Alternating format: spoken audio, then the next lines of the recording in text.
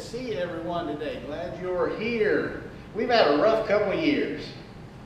We thought 2020 would end it, and here 2020 still messing with us. Not just the sickness, a lot of division in America, hate. If you don't think there's hate, get in the news and social media. I mean, people hating on each other, dividing, moral standards have been challenged, and we've had just things, and then this sickness wants to keep on coming back to us. Just a lot of things, and some people, where's God? Is God around? And I say, yes, He is. He's still around. He's doing stuff, like that song said. He's still here, even we don't know it. He is doing things. Rick Warren started a church in California, which grew to be the largest church in America, I think, for a while. Thousands of people. He wrote some books. One of them is Purpose-Driven Life. Largest selling nonfiction book ever. Sold 50 million copies in 85 countries. By the way, I recommend that book if you haven't read it, Purpose-Driven Life.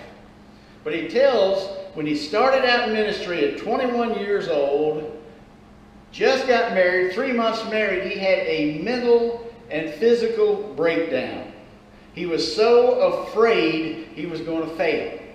Just so nervous and stressed, he ended up in the hospital 3 months after he got married, 21 years of age. And he was told by his psychiatrist, you just need to take some time off. So he left that ministry, took his new bride, and moved in with his mom and dad in Northern California.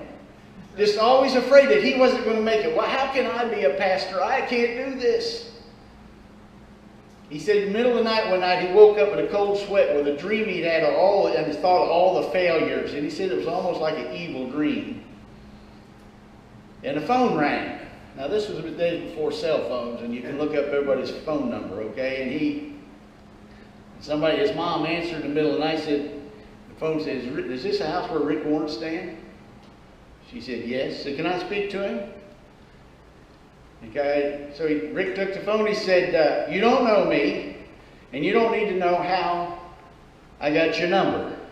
But God told me to give you this verse. God has not given us a spirit of fear, but of power and love and a sound mind. Rick, with God's help, you can have a sound mind. And he hung up. And Rick said, is that an angel? Did God tell this person? He said, does God do that stuff? He said, absolutely. It didn't matter who it was. He said, God told that person to give me just what I needed. And it turned my life around to quit being afraid, that God was going to help me through it. Whatever I did, not be afraid to fail. And he had a great ministry. And as I said. So there's the question. Does God do that stuff? Does he get people to call somebody? Does he tell somebody to go talk to that person? Does he say somebody, help them? I absolutely believe he does. Thomas Jefferson. William and I went to see the Hermits yesterday, and we had a lot of discussion about presidents. I told him that I'm going to mention Thomas Jefferson this morning. After he died, they discovered a book of his. He had taken the New Testament and cut out all the verses that had anything about miracles, that God would do anything, because he believed, like a lot of believe, there was a God, that he made a universe, and then he just backed off and left it spinning on its own. Now, I do believe God made the universe with all its laws, but there's the question, which belief is it? Did he just make it and leave it alone, or is he still working, like that song we sang? Is God still working? I believe we see part of the answer in our verses today in John chapter 6. Jesus soon saw a huge crowd of people coming to look for him.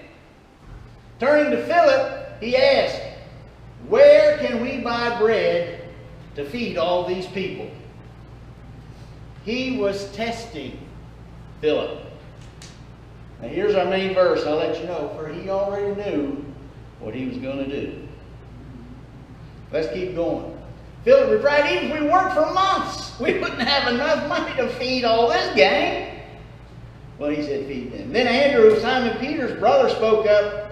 Well, there's a young boy here with 5 barley loaves and 2 fish. But what good is that with all this crowd? Tell everyone to sit down, Jesus said. So they all sat down on the grassy slopes.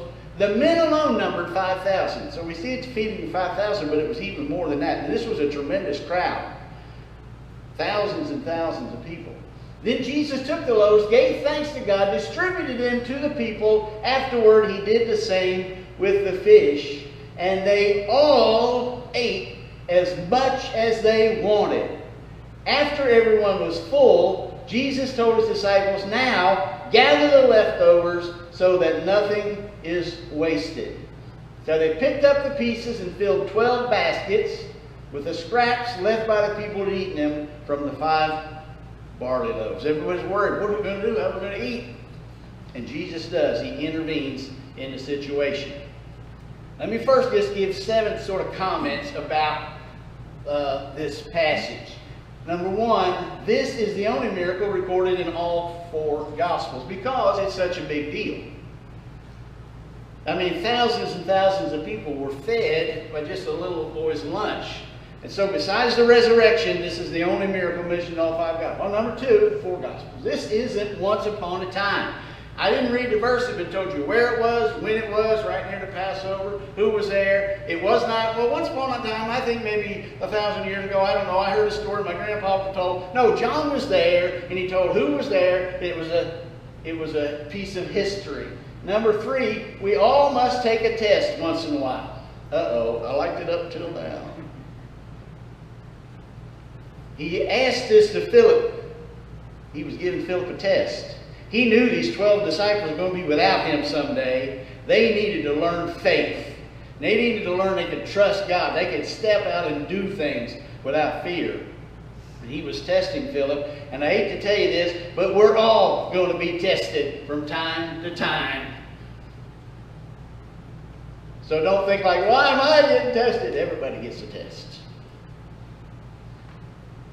And I'll say more about that later. All right, yeah, here, I'm going to say it now. Let me go ahead. Yeah, these tests can make you better. It says in James 1, when your faith is tested, your endurance has a chance to grow.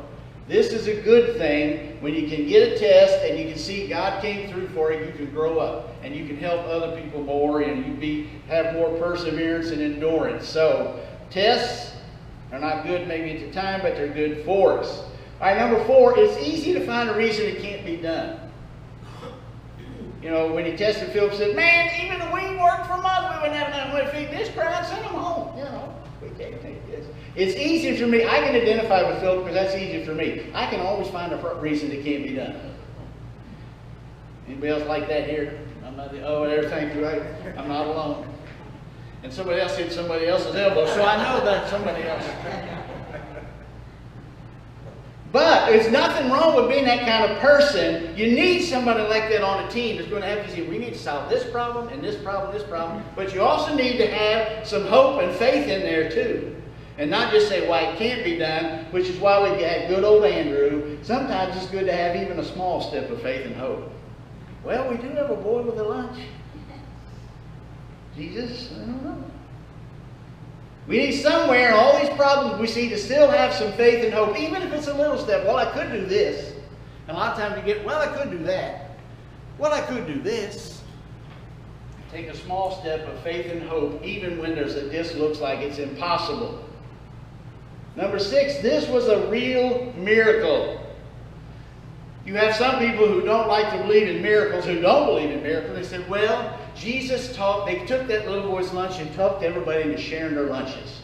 And then there was enough for everybody. It says at the end, as again the verses I didn't read, after they saw this great miracle, they knew he was a prophet, and they were trying to force him to be king. Because they knew this was a tremendous miracle. They were all there. They saw nobody had food. It wasn't about, well, Sue, you know, Jesus talked to me. He guilted me into sharing my lunch, so I know he's a prophet and he's going to be a king. No. When he said that, they knew that Jesus is something. Wow, did you say that? It's a real miracle. And if you believe in God, it's not a hard thing to believe in miracles. And not for me. And number 7, this is just interesting. They didn't waste anything. Here's a miracle, fed thousands of people. Get the rest of it collected up. We won't talk too much about how we waste in America, but we waste in America. Many people have too many clothes, too much stuff to pile it somewhere and pay to store it, and then they go to the restaurant, they get the biggest meal, eat half of it, and throw half of it away, and so that's all I'm going to say about that. Except I will say, just because you got more food doesn't mean you have to eat it at that time. Then there's another waste problem. But I do think we should not waste. All right. So those are my comments. But now I have a picture, and I want to know. Oh yeah, I forgot. My main lesson for today is not those lessons. Remember the verse. I said, here's the main verse. He was testing Philip, for he already knew what he was going to do. Jesus was getting ready to do something, and the disciples didn't know. And here it is. God is always doing something. He's always up to something. God is always up to something. In 2020 and 2021, God is still up to something. He did not leave the universe. He hasn't went to sleep. He's not sitting there saying, I don't know what to do. It didn't surprise him, and he is up to something. I'm not even going to start guessing here. I got some ideas. But I'm not doing, that's not the point today. Jesus was up to something. He was getting ready to do something. Like, well, I don't know what this truth or something. We don't know what to do. And Jesus didn't even tell him until he did it.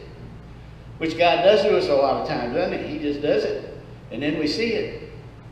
So now I have a picture, and I want you to tell. Does anybody know what make and model this beautiful car is?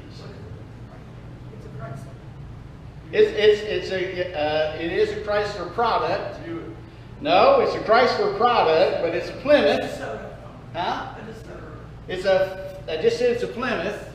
It's a Plymouth. I don't know what that is. It's a 59 Plymouth. A 59 Plymouth Fury. Green. It's green, thank you.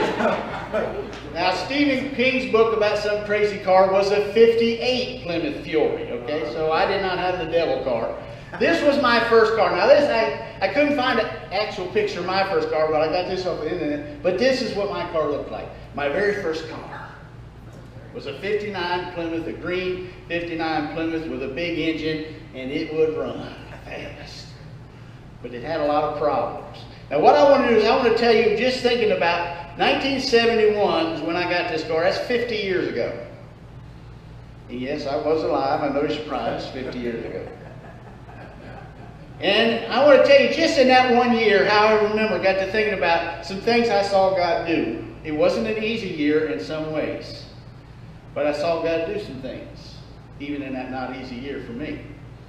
I was looking for, I needed wheels. And so I needed a job to get some wheels. And a lot of times when God does something, He gives you a job. He gives you an opportunity, an open door.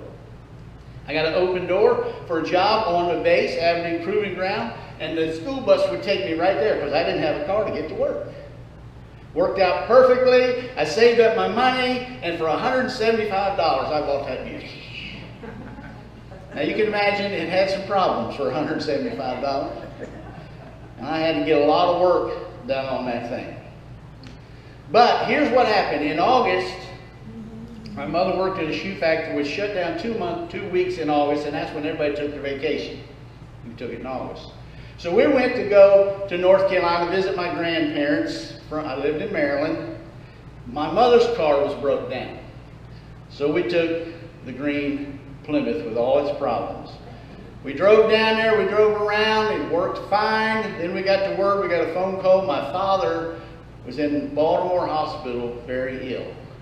We left a little early, drove back, got late at night. We got all the way from North Carolina to Maryland where I live. We got on the big 4-lane highway and turned on the last road. I lived a quarter mile off the highway and the brakes went out. Drove all the way down and all the way back, and the brakes went out so that I could coast to my house without any danger. I think that was a God thing. I think He protected me in that crummy car until we got home. Now it's Saturday, we go to bed, we get up Saturday morning, we want to go to the hospital in Baltimore, 25 miles away, to see my father, and we don't have any car. So we call our pastor. to take us down there. Besides, we wanted to talk to my dad about the Lord.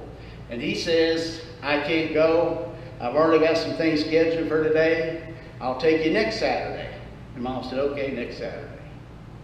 Until he called back and said, the Lord, give me a whipping. I'm supposed to take you today. So he came and picked up my mother, me, and my two brothers, and took us to Baltimore Hospital. We got to see my dad. He was talking, and we thought he was doing pretty good. And then they left, and I stood there while the pastor talked to my dad. And my dad, for the first time I ever know, was serious about God and prayed with the pastor to receive Jesus Christ as Savior that day. He got saved. And he died that night. We didn't know he was going to die. But when I got to thinking later, maybe that's why the brakes went out. So the preacher could take us down there and talk to my dad. Because Jesus is always up to something. When I took that car back to get the brakes fixed, the guy who'd always been fixing my car, he said, Richard, I know you're a religious man. I see the Bible in your car. And I want to tell you, God took you down to North Carolina and back, not this car.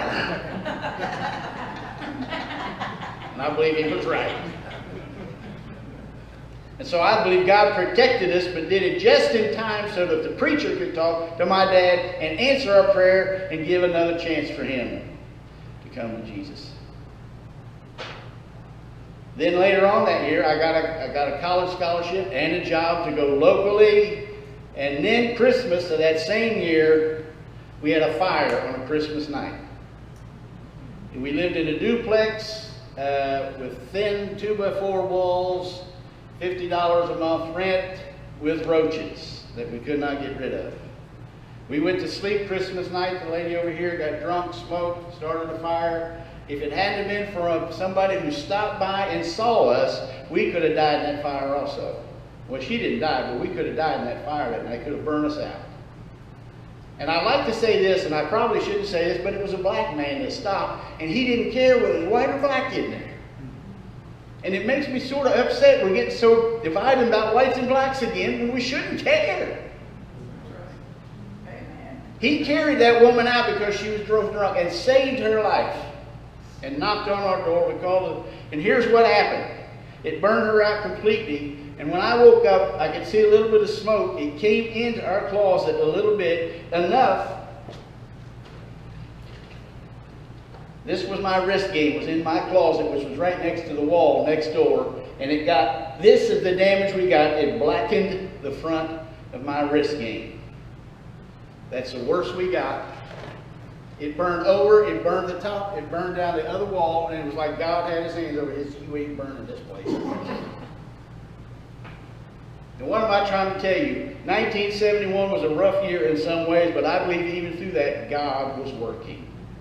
As I look back on my life, I see where Jesus was doing something. And I believe he's doing something in 2020, 2021, in my life, in your life, even when me and Philip and you can't see what he's doing. So here's the three lessons. This is the message. Here's the three lessons. God uses people. God uses people. I'm not saying he can't do other things, and he does every once in a while. But a lot of times, he used the little boy's lunch, and the disciples distributed. God uses people. And in my life, somebody to help me fix a car, or give me encouragement, or whatever, a preacher to talk to my dad. God uses people. And he can use you and me. God can take what little you can give. And I'm not saying you personally can give little, but a lot of times that's where they mean, I've only got a little to give. I only have a little money. I only have a little knowledge. I only have a little talent. I can't really take a lot of time. I can only be of service a little while, and so we don't do anything. God can take what little we have and multiply it like he did the boys' lunch. But we got to give him something to work with. Because he uses people. Because what he's doing, as he uses me and you to help somebody else, he's helping us. We're learning lessons. We're growing.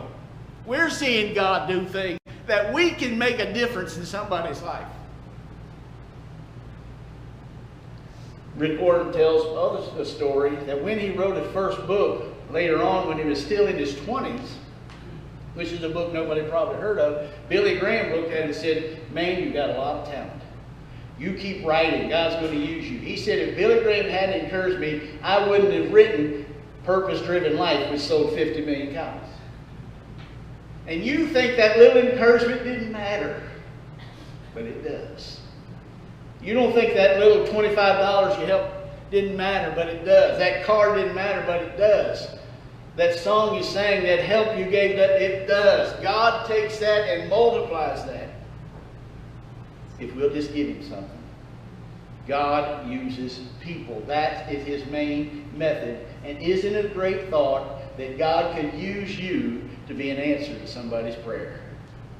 That when they're praying for this, God help me with this, with my marriage, with my children, and you can be an answer to that prayer. Don't you want to be an answer to somebody's prayer, do you? Yes. I think so. We think we do. I think that would be great. All right. God is working in you, giving you the desire and the power to do what pleases him. And this is what I want to say. Jesus was not only feeding the 5,000, he was teaching all his disciples a lesson of faith that they would need later on when he was gone. And he is working in you and me as we give him something to use to help others. Number 2, we don't live by a miracle a day. Jesus was not teaching them a new way to get food. That's an important lesson. They didn't go the next day and say, "Hey, we go, he'll feed us again." He was not teaching them that. It was a lesson of faith that he is involved in our lives and other things. But we're not just living by a miracle a day. I like this. I get half my illustrations off Facebook. That's the only reason I like it. But quote of the week: God is in control, but he doesn't expect you to lean on a shovel and pray for a hole. Right? All right, God, we need a hole here. I'd like to have a sandwich with mustard on it. God, could you handle that? Of course not. You want a sandwich, you thank God that he gave you a job so you could work for money, so you could buy food down at the store, so you had bread and you could make yourself a sandwich. God is the ultimate source of our blessings, but he does not want us to just not do anything. And so this is not the way he's teaching us that we have to live. I do believe God does miracles, and I do believe there's times when he comes and sends a person, or he gives us just what we need. And I had a whole lot of stories I was going to tell you, how God sent just who I needed in the right time, and it was miracles. But I'm just saying that most of the time, he's giving you the strength and the opportunities to do things. And we need to do them, because we don't live by faith. I mean, we do live by faith. We don't live by sight, but by faith. That preacher taught false doctrines that we don't live by faith. We don't live by sight, but we live by faith. This is what, not saying that you always have to see it before you believe. Go ahead and believe that God is working in a good way, even in bad times, even in hard times, even in times you don't like. Believe that God is working and that he loves you. And number 3, God is watching and working even when we don't realize it. Philip didn't, I don't know how we're going to feed this gang. They didn't realize it until he did it, and they looked back. God is working even when we don't realize it. That's what I said again. That Waymaker song was perfect for this. Even when I don't see it, you're working. Even when I don't feel it, you're working. And I want to encourage you to know that God is working. He hears your prayers. He knows your problems. He has not left the world or America or Mount Juliet or you. I don't all know what he's up to. He hadn't told me either. So I'm not going to say I got all the answer, except there is a God or not. I believe there is. He loves us or not. I believe he loves us. And I don't believe he's just going to just let us go. He is still working in our lives, as it said. And he will meet all our needs, Paul said. You know when Paul wrote that in Philippians? He was in jail. And before he said that God would meet all our needs, he said, and right now I've got all I need. You guys sent some stuff, I've got all I need. sitting in jail. He said, and God will supply your needs. So I'm not saying it won't mean you won't go through a rough time, but you know, and our needs are different from our wants. I remember, and again, I want to use my grandson again here, when he was smaller, all day he would say, TV, Papa, TV, TV, Papa. All he wanted to do was watch TV, and so we watched Paw Patrol over and over. But I know that only TV is not good for kids. I hope we know that. Only internet and TV is not good for the kids. They need to do some chores, they need to get out of the house in nature, and I'm not getting on that. But my point is, he thought that was what he wanted was not his need. At the end of a meal, they would be with us, and they were still eating, and I would go get my double stuffed Oreo. And Sandy would give me the eye. They're still eating here. Because they'd say, we want a cookie, we want a cookie. What they needed was to eat their good food and not a cookie. Probably double stuffed Oreo is not good for you anyhow, so I confess. But my point is, sometimes we get our wants and think, I want this comfort. Why is God not supplying all my comfort? Because He's giving what you need. You need tests of faith. You need to draw closer to God. You need to depend on God. You need things that draw you closer to other people. And God knows all of those are more important than just comfort. Although I like comfort. So I'm saying, here's the end. He was testing Philip. He already knew what he was going to do. So here's the thing. Trust in this. Jesus is going to do something. I don't know what you're going through right now. I know what America and the world's going through, but Jesus is going to do something. Let's trust in Him. He is working. Let's bow our heads.